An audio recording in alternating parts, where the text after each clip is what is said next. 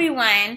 So Black History is approaching, and in lieu of that, I want to challenge my followers to start doing some research. But not just any research.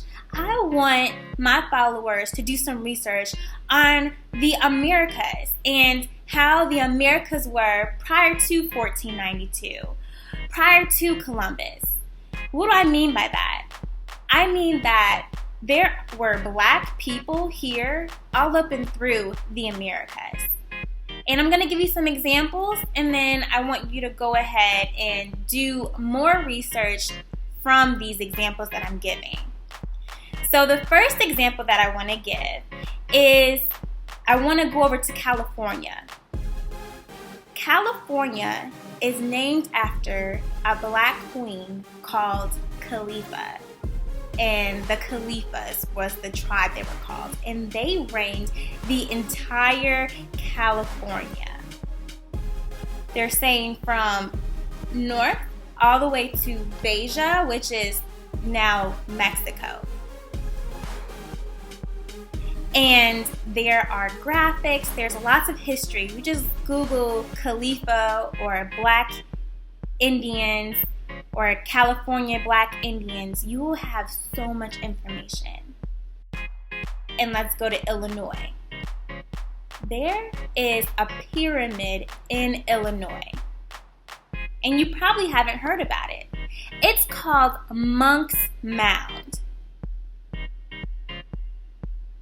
And Monk's Mound is actually the largest pyramid in North America, and it looks nothing like the pyramids in Mexico. Now it states that of all ancient civilizations in North America, human hands have built no greater earthwork than Monk's Mound near East St. Louis, Illinois. Monk's Mound has the following dimensions. It is 92 feet high. It is 951 feet long and 836 feet wide. And it covers about 14.4 acres, and it consists of more than 2.16 billion pounds of non-local soil. This soil that is used in Monk's Mound includes limestone slabs, bald cypress, and red cedar posts. Now, I strongly suggest that you guys do some research on Monk's Mound. You'll see like Egyptian hieroglyphics. You'll see a lot of the similarities that were in Africa over here. I also want to mention that the Californias, they worshipped the same deities as in Egypt. So there is definitely a connection. Lastly, I want to point out that the tombs of some of these kings, specifically King Tut and other ones, they have been found tobacco and coca. And those things are only found in the Americas. So that means that there was already constant communication back and forth between Africa and the Americas. Thousands of years, actually. I like to say that slavery interrupted Black history. It is not Black history. It's not the total Black history. It's a part, but we have done so much, yes, in Africa, but also in the Americas. And I think it's time we have some pride in that and start researching.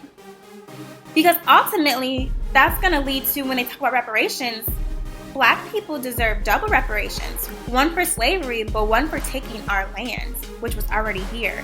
And it's well documented. It's just not taught in school. I'm from Chicago. I had no idea that there was a pyramid in Illinois. I had to move to Florida, watch Hidden Colors DVD, and then I'm finding this information. Mind blown. But I just want you guys to know that, because if I knew that we built pyramids and were, different Indian tribes and going back and forth. And, we were back and forth with Africa and all over the world prior to Columbus discovering us. The level of self-esteem that I would have had as a 12-year-old, who knows? Because I had a boost when I found out being 22. Check out my blog, African Americans Ain't Africans Trivia, on average-black-girl.org for more information and examples of blacks in the Americas.